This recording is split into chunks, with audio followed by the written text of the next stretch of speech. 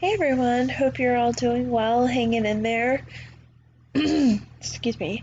Um, I know this is, it's sort of weird, and I miss seeing you guys, but we're doing the best we can. So today we're going to talk briefly about the presidency, the U.S. presidency.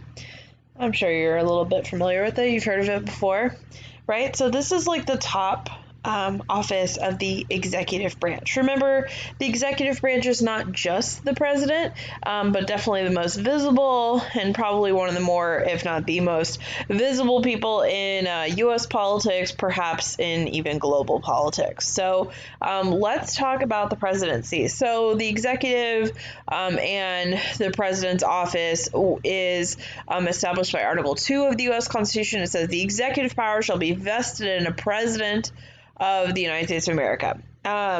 So they wanted to have this entity because it would allow some kind of flexibility and some what they talked about, the energy in times of need. So if there is an attack, right, if there's a crisis, if something horrible happens, it's going to take a lot of time to get all 535 members of Congress together. However, a president can act instantaneously, more or less. Maybe not instantaneously. Maybe that's a little bit of a reach, but can act really, really quickly, right? So that's what the framers sort of wanted. They didn't want that person, it's all been men at this point, this dude to, to have too much power, right? They didn't want the office to be too powerful. However, they did want them to be able to do things quickly and, react to things, in a way that was pretty, what was I going to say? Quick, efficient, that kind of deal. So at the Constitutional Convention, there's a lot of debate, right? Remember we watched that documentary at the beginning of the semester about the Constitutional Convention, and there was lots of debate about like what the president would look like and not like what that person would look like, what the office would look like, right? What they would do, what they could not do, things like that. So their sort of solution of being Republican, not like the party, but like selecting someone to represent you, is that state legislatures, in the 13 colonies at the time and now the 50 states, they select a slate of electors. So usually these are party elites. The voters choose one of the slates, usually for a party. The Democratic slates will be Joe Biden and the Republican slates will be Trump, right? So you sort of select either.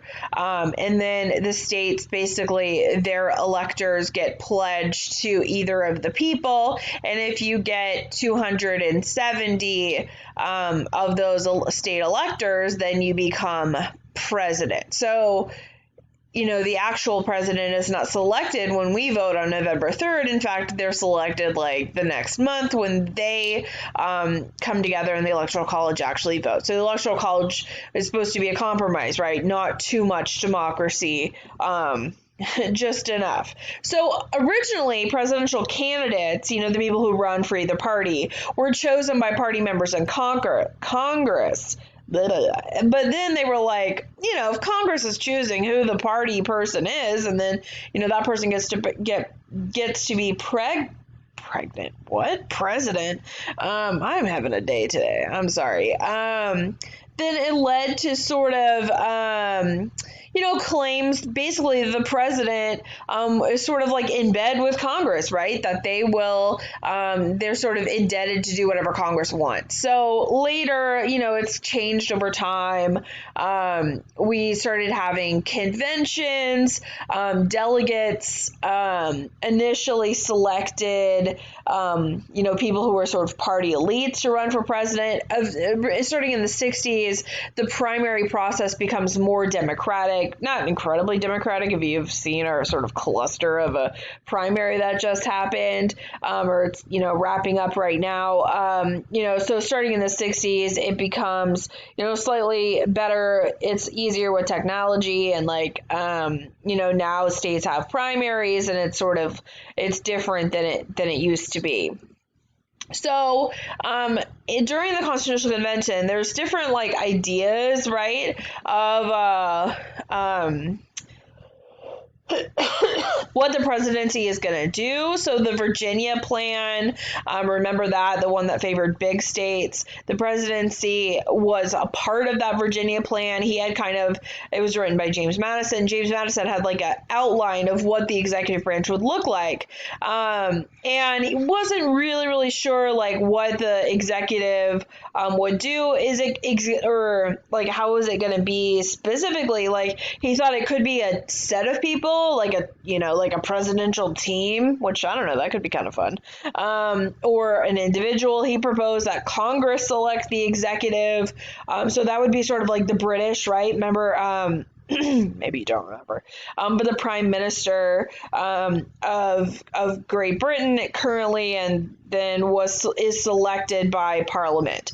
So it would be sort of like that. And he also proposed like a council of revision that would like review laws passed by the legislature and have like a veto. But then they were like,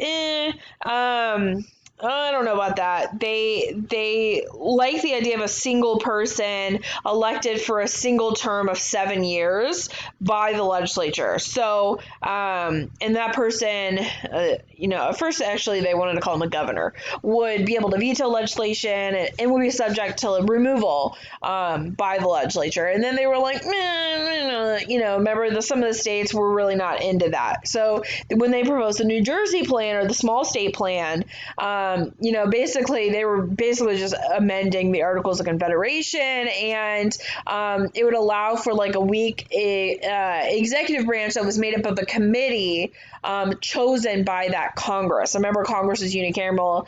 It was only like one house, so no House and Senate, just Congress. The executive committee would be really weak, and then Alexander Hamilton, remember, who's not even at the Constitutional Convention the whole time. He's so butthurt he goes home early. He was like, what if we had essentially a king, like an executive person who was chosen and then would serve for life? And people like, remember how we just did this and we're not really into it, And he was like, fine. And so he went home. And so the person who ends up like sort of proposing how we think about the president is James Wilson. And he was like, what if we directly elect them? And then they were like, people are stupid. And so let's go with the Electoral College. And they sort of liked that idea. You wouldn't have too much democracy. You wouldn't have the riffraff. But there would still be enough checks on the presidency that it wouldn't be like king-like. And the Electoral College emerged as the way to select the president, and they said that that they would serve 4-year terms and they could be reelected. Remember, originally there were no term limits. Basically, you could run as many times as you'd like. And it's our first president, George Washington, who sets the sort of standard, like 2 terms is enough.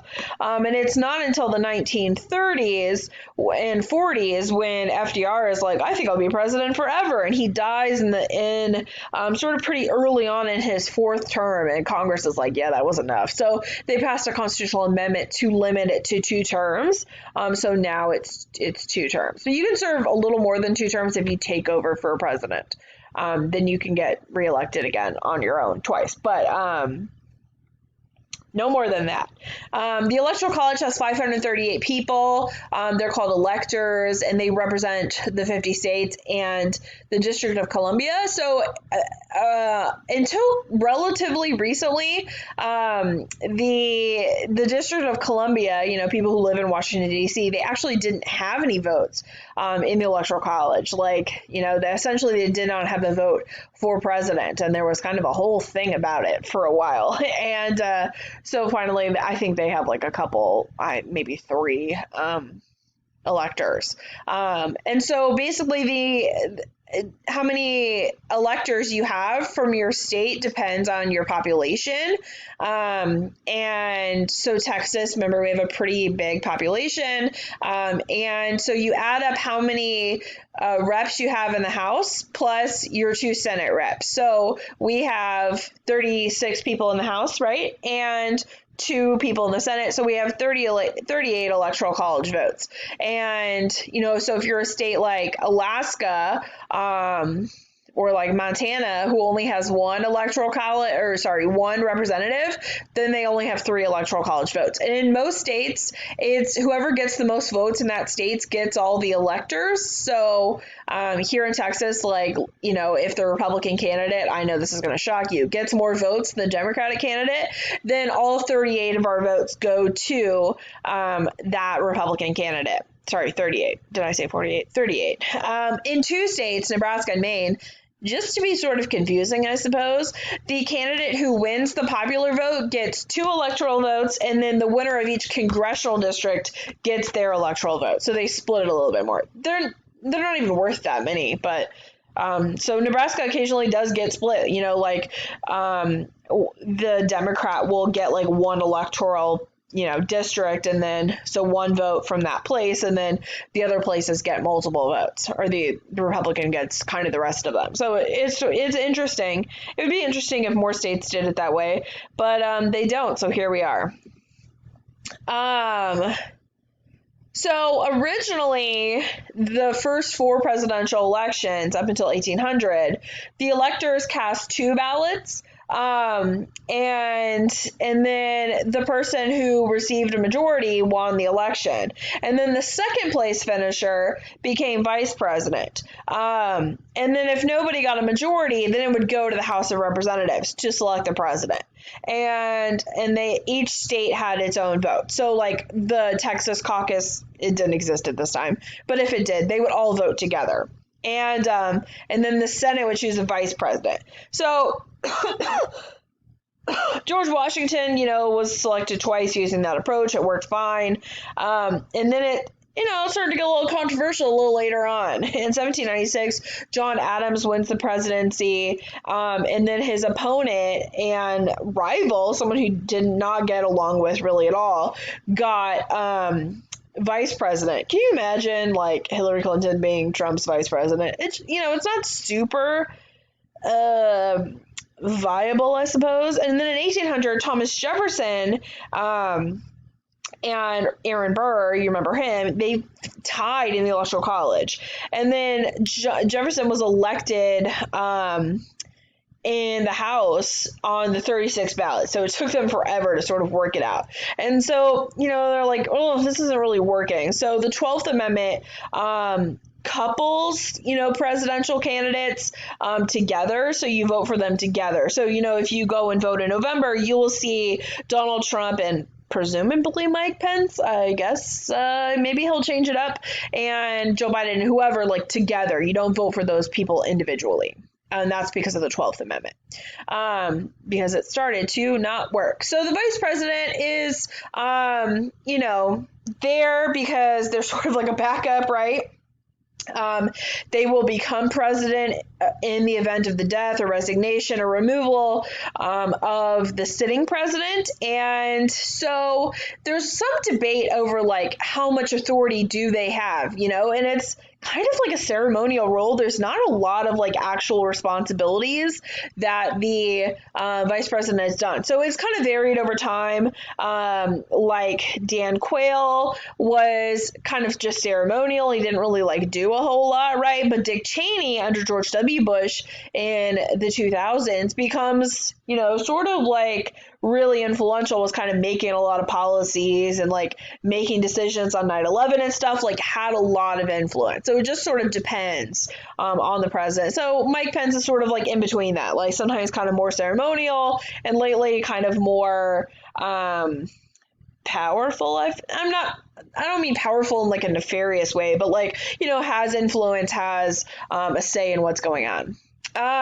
So the Article 2 it actually describes the process of election and the presidency. They also outline who is eligible for election and how Congress might remove the president. Remember, we talked about this in the legislative lecture. Like, it says that, like, hey, if you're screwing up, we are going to, we can remove you from president, and the legislature can do that. Article 2 also lays upon the requirements to be president. You have to be 35 years old and a natural born citizen of the United States. So that has been a little bit of a debate, right? Who is a natural born citizen?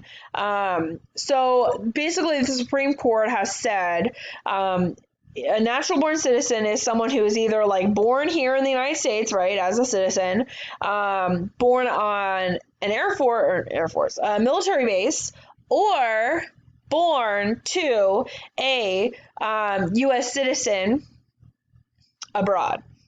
So it doesn't have to be on a military base. So, Ted Cruz, our friend Ted Cruz, remember I said he was born in Canada? Well, his parents, at least his mom, was a citizen, right? So he would be considered a natural born citizen, even though he technically wasn't born in the United States.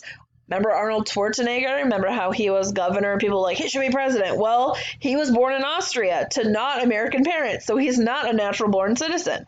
Remember how there was that whole kerfuffle bullshit about Obama being born in Kenya, which he wasn't.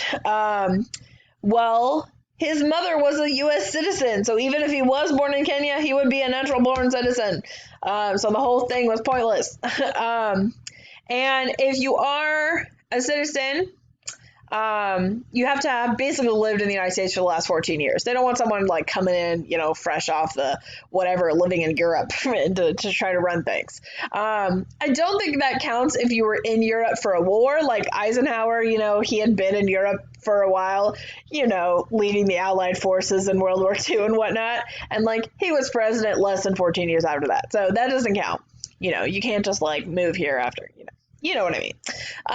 So the Article 2 states, that the term of office is 4 years. It does not, limit the amount of times they can be elected president. But remember how I said Franklin Roosevelt decided he wanted to be president forever, and he died in 1944 in his fourth term, and so Congress was like, well, and the 22nd Amendment limited to those 4-year terms. So sections 2 and 3 of Article 2 outline the powers of the president, and there's kind of two sources of powers, right? Express powers, these are things that are specifically listed, and then you've got kind of delegated powers that Congress shall take care, that the laws be faithfully executed. So, things that have kind of the president has started to do that aren't necessarily listed. So like I said, natural born citizens, 35 years old, 14 years prior to taking office. If you do get to be president, what do you get? You get $400,000 a year, which sounds pretty cool because you don't really have a lot of other expenses. But when you think about it, neither do football coaches, and they make a lot more money. So what does that say about the system? You get money for expenses and travel. You get, to live in the White House. The White House is pretty nice. You get health care for the rest of your life. You get transportation, someone to drive you around. You get security details, Secret Service agents. My very dear friend who I started abroad with in graduate school, we graduated together. He is a Secret Service agent, and he never tells me any secrets, and it's a real bummer. So, but they're there all the time. They do things, they provide services. It's a pretty sweet deal. Also, you get a pension, which didn't actually used to be a thing. They sort of added pensions because earlier in U.S. history, we had some presidents who died very poor, and now it's, they're all rich as hell. They don't really need it. But here we are. And then once you retire, you get an office and a staff to help you out. So if you go to a presidential library, if that president is still alive, there's typically they have an office there. So if you go to the George Bush Library in Dallas, or until pretty recently the George H.W. Bush Library in College Station, he had an office there, and people who oversee the estate, his policy stuff, and they can help you write your book, right, when you leave office and things like that. So the express powers of the president that are given under Article 2 are you're the chief legislator. So you oversee Congress, right? You sort of, you're not part of Congress, but you kind of have some influence on what they do and what they're up to. You make policy recommendations to them as well. You're the chief administrator, the chief of state, the chief diplomat, and the commander-in-chief, which is probably something that you've heard before. So the chief legislature, right, you initiate policy as president. You can sign and veto things. So remember, a veto is like, hey, the bill's dead, I don't like this, unless Congress overrides it, which, it gives me great joy when they do that. And also you can convene a special session of Congress, if you so choose, which doesn't happen very often. It hasn't happened in a long time, since the 1940s. You can also implement policies. You can send things, send things to Congress to do. Also, you're the chief administrator as president, right? So you prepare an executive budget, or probably not you. You have people who do it. You can appoint and remove executive officials. So, the people who lead like the EPA and the Department of Interior and stuff are all appointed by the president. And you also can implement policies of your own with executive orders, right? Executive orders are like kind of formal pronouncements of law that govern executive branch operations. And some of you guys did executive orders for your law, for your topic assignment. And these are things that were done by presidents and can be beneficial. Sometimes they're not that great. So there's sort of a wide net of things that have happened, for executive orders. It's like, hey, let's not deport kids or immigrant children who came here as children, with Obama. And then there's like, let's intern Japanese Americans, like with Roosevelt. So, there's kind of like a wide variety of things that you could do with an executive order. They don't require congressional approval. However, Congress controls the budget. So if anything is going to cost money, you sort of need the Congress to like implement funding towards it. Oh, I thought of something else that was done by executive order that's sort of interesting. So when Nixon was president, he created the Environmental Protection Agency in the 1970s by executive order. Not because he was like an environmentalist, because he sort of wanted to like own the libs, He's like, well, the Democrats couldn't do it, I'm doing it. It's like, okay, cool. And he thought that it wouldn't last. He thought environmentalism was a fad, but joke's on him. People still care about the environment. So you also have a cabinet, right, as president. These are, they don't really necessarily make, legal decisions, but they create like rules and whatnot, that make up administrative law in their agencies. They are, and they can kind of guide the president. Sorry, I don't know why. Why do I have transitions in this slide, but none of the other slides? Why do I always forget that I do and never take them out? So basically the leaders of these, like the Secretary of Defense, the Secretary of Treasury, etc., are appointed by the president, approved by the Senate, but they're not really responsible to Congress. Congress is just like making sure that they're not like the worst. But, sometimes they are the worst, and Congress still doesn't check them. So, here we are. They're not officially affiliated with any party, even though probably they are.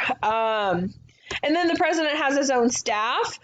They have a chief of staff, and this person sort of manages the White House staff. They are the highest ranking employee in the White House. They sort of help make policy decisions. They're going to like help write speeches and like determine course of action of what the president is going to do. What, are they going to veto this bill? Are they going to sign it? Like those sorts of decisions. And then there's press secretary, right? The press secretary is going to brief the press and have like press briefings and stuff. And actually, just yesterday, the press secretary resigned, and I forgot to update those. Stephanie Grisham did resign, and she never once gave a press briefing, so that's cool. And then there's lots of assistants and stuff. If you watch a show like The West Wing, you kind of see like all the sort of White House staff that's there, with the president sort of help making decisions. So as the president, you're also the chief of state. You're the person who's sort of the head of state, right? You are, and when I say state, I mean government. I mean the country. So you're basically chief of country, right? You are the person who sort of represents the United States in to other countries. You're the one who like meets with the Queen and meets with the Chancellor of Germany and like that kind of deal. And you can send people to do that on your behalf, but you are the person who, like, at the end of the day, like, sort of represents the head of the country. So you're going to engage with foreign leaders. You can grant pardons and amnesty, so you can, like, pardon people, right? You appoint people, to federal court and Supreme Court. And things like that. You're also the chief diplomat. So you are the person who can help make treaties. Sorry, my dog just leaned on my keyboard and like there dogs make treaties, right? And it has to be approved by the Senate, but you can like go and help make a treaty, whether it's like the Kyoto Protocol for reducing climate emissions, or something like to end, the Versailles Treaty, like to end World War One. It just like there's lots of different treaties that could be made, and then the Senate does have to sign off on it. Also, as president, you have the power of diplomatic recognition, meaning you have the power sort of to recognize new nations. So let's say you are in a different place, right? And you fight like a revolution to form your own nation.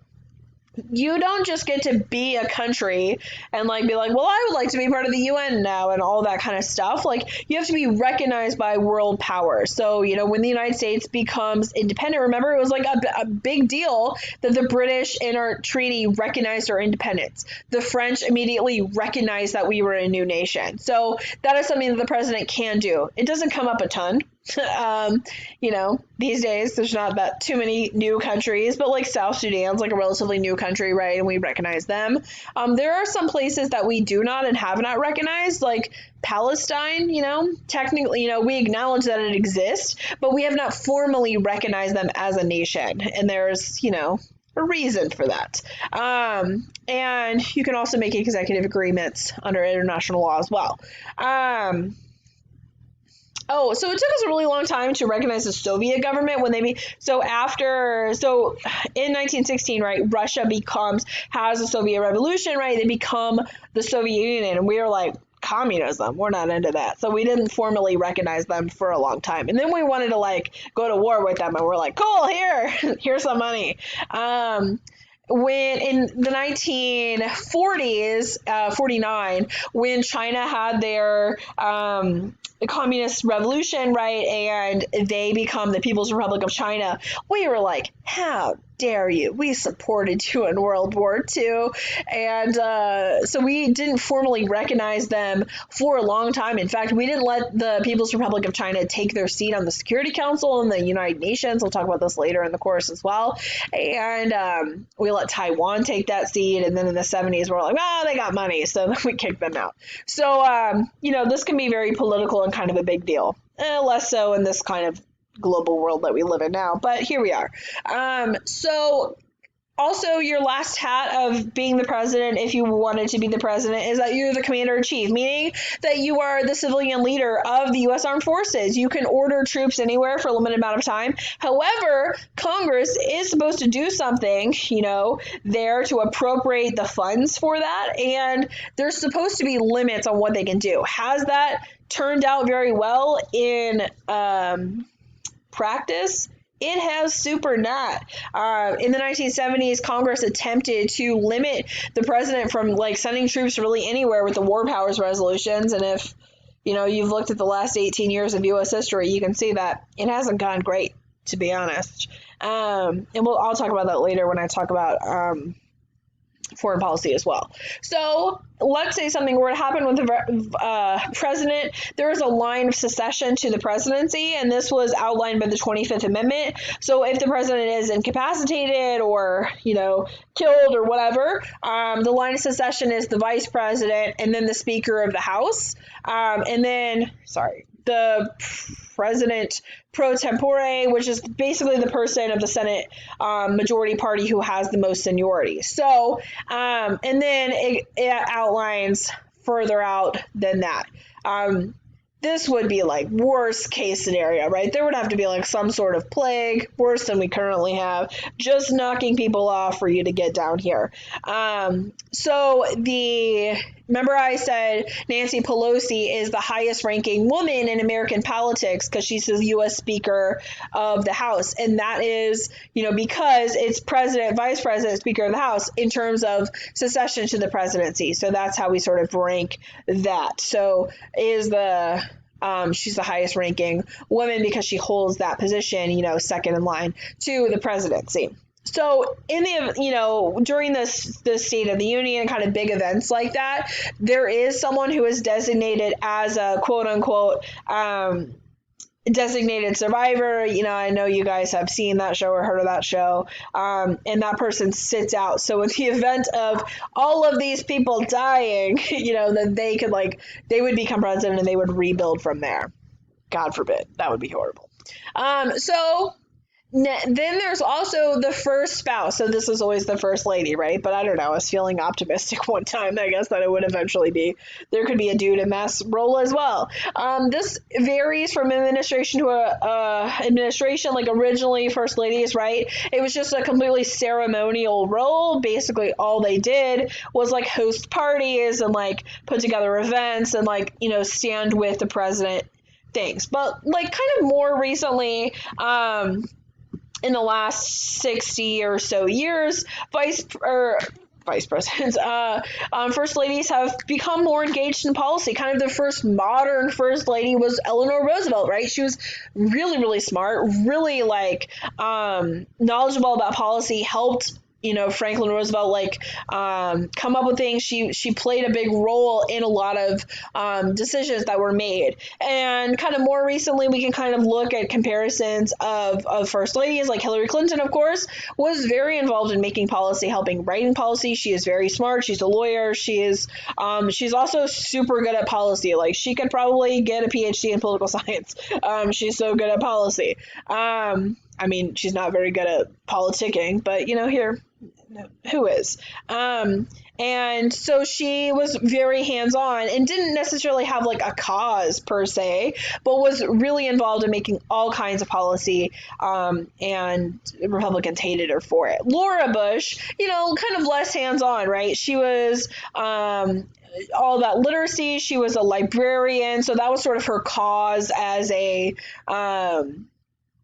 first lady, and that was kind of something that she stood behind and kind of championed this kind of reading programs. I think she still goes and reads to kids and stuff and certain things and sort of champions those. Michelle Obama, she was a little bit different because even though she is super smart and super good at policy, she was parenting actively small children, so she was kind of more champion of getting healthy, fighting childhood obesity, and sort of things like that. The Let's Move program, she goes and dances, with school kids and stuff. Melania Trump, I guess her deal is anti-bullying or whatever. So it's kind of, it's still a little early to kind of talk about her role as a first lady. So, that can, shift. So when we kind of think about all the presidents that we have, let's kind of talk about some presidents that are close to us. So there are 2 U.S. presidents that were born in Texas. Dwight Eisenhower was born in Texas. But what isn't really considered a Texan. He moved out of Texas However, a president who was considered a Texan, was absolutely born in Texas, out there in the hill country, was Lyndon B. Johnson. He was a congressman from Texas. He was a senator from Texas. And then he was vice president from Texas. And then he was the president from Texas. Like, definitely Texas person. If you go to Johnson City, like, very Johnson-y. That's where he lived. You can see his original house and stuff. So presidents who have claimed to be from Texas, who weren't actually born here: George H.W. Bush, right? Born in Massachusetts, and George W. Bush was born in Connecticut.